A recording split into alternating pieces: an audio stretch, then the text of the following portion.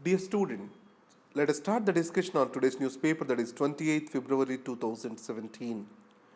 The first article, in Pakistan its middle class is rising. Let us see the context of India to understand this article. When we became independent, there were only two classes in India. One is capitalistic class and the next is working class.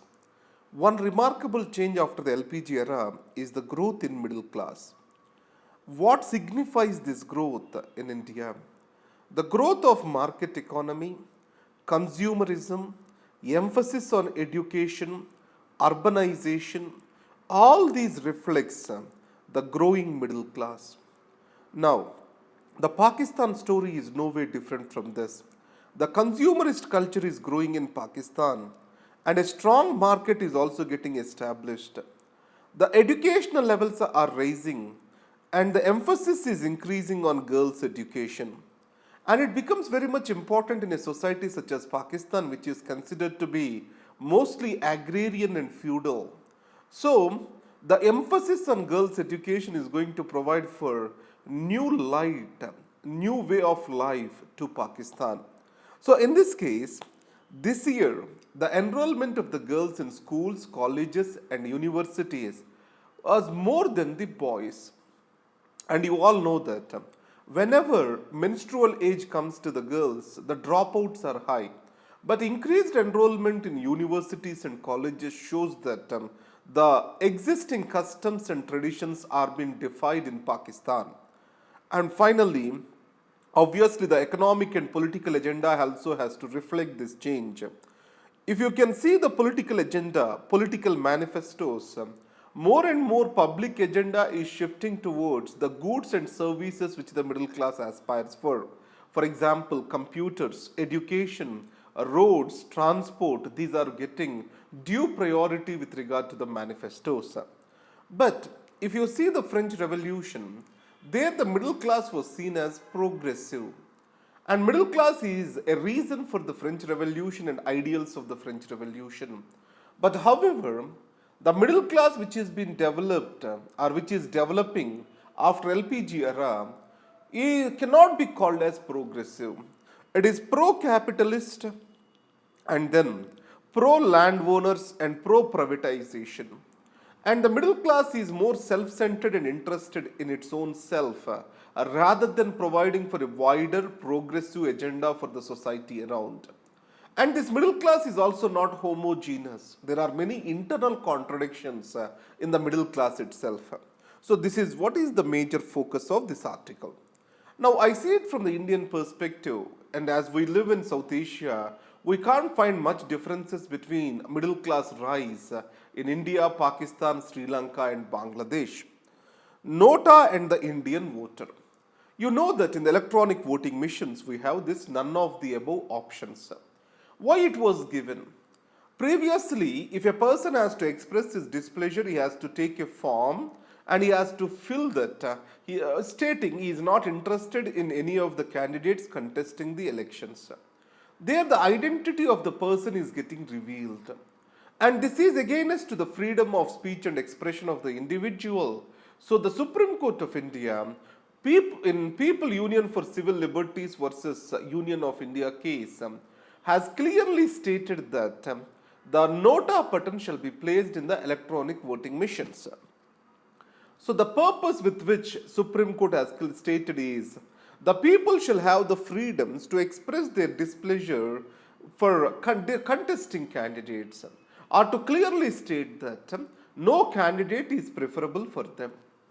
Now, if you can see the statistics today, most of the cases, the number of people pressed the Nota are less than 2%.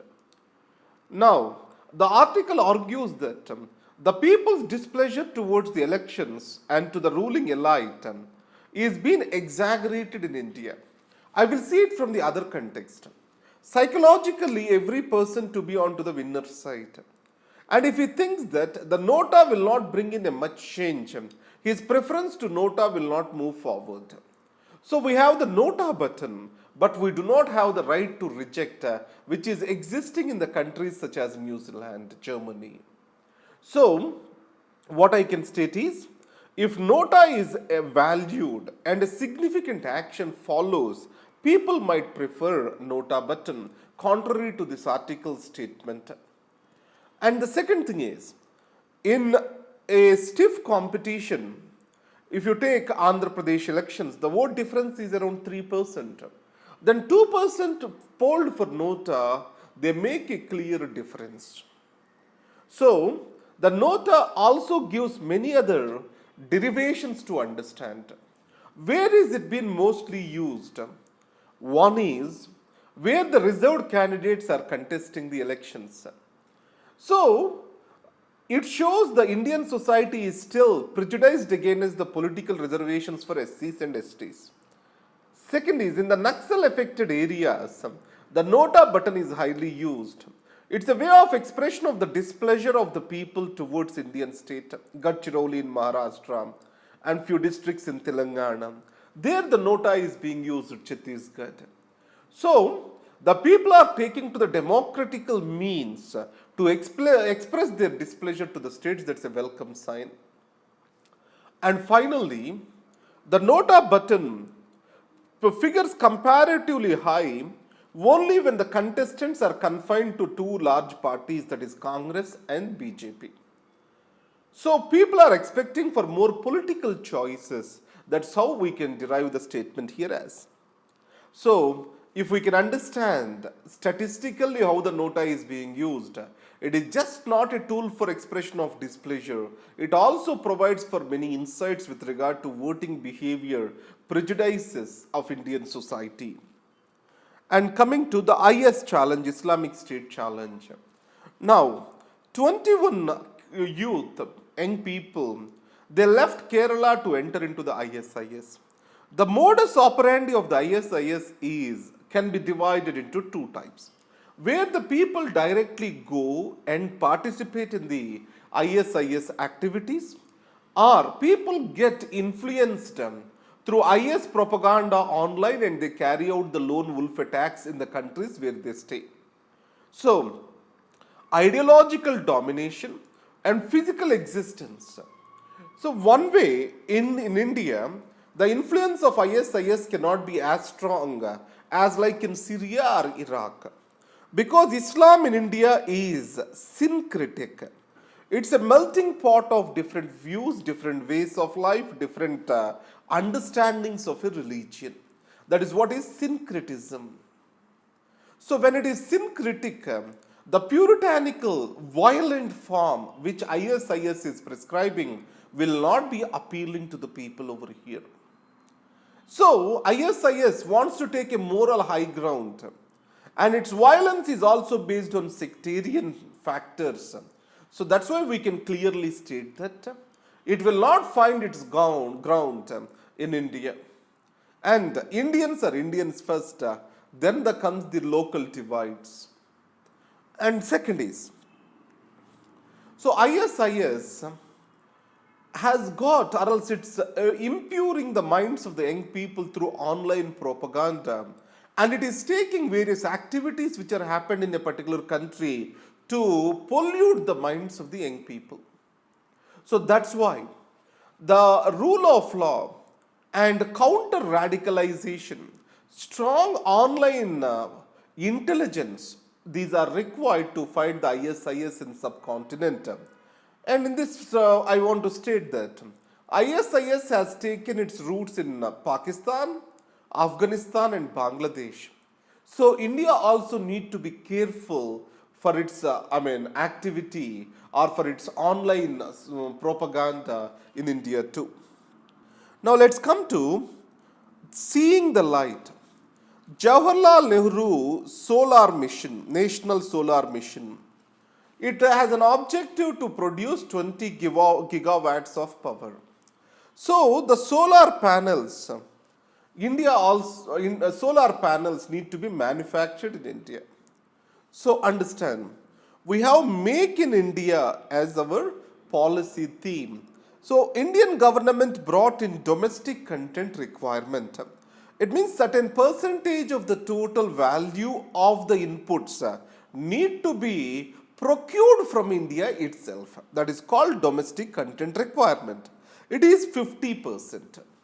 This is challenged by the United States in WTO, stating that it is violative of the national treatment provision. It means that the foreign suppliers shall not be discriminated vis-a-vis the domestic suppliers.